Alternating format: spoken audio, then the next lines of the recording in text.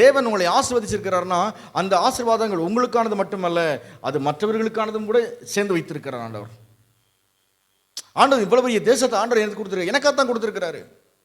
அவர் சொல்லலாம்ல, ஒரு நல்ல ஜெபம் பண்றவங்களுக்காக நான் என்ன பண்றேன், என்னுடைய வாக்குத்தத்தத்தை தர போறேன். நல்லா பாட்டு பாடுறவங்களுக்காக நான் கீபோர்டு தருவேன், நல்லா பேசுறவங்களுக்காக நான் மைக், அப்படி எதுவுமே சொல்லலை ஆண்டவர்.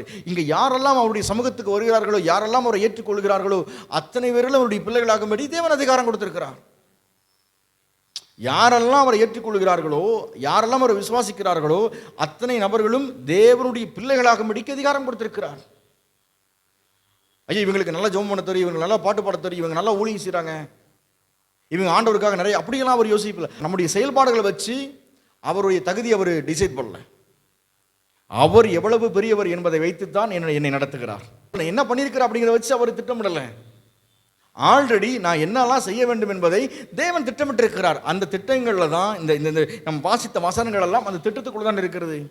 அது நல்ல தேசம், அது கோதுமை உள்ள தேசம், அது வார்கோதுமைகள் உள்ள தேசம், அது வந்து அங்கே நல்ல மழை வரும், அங்கே பள்ளத்தாக்கள், இந்த நீரூற்றுகள் வரும், அங்கே குறைவுபடாது, அங்கே மாதுளஞ்செடிகள் இருக்கும், அங்கே எனக்கு தேவையான உணவுகள் இருக்கும்.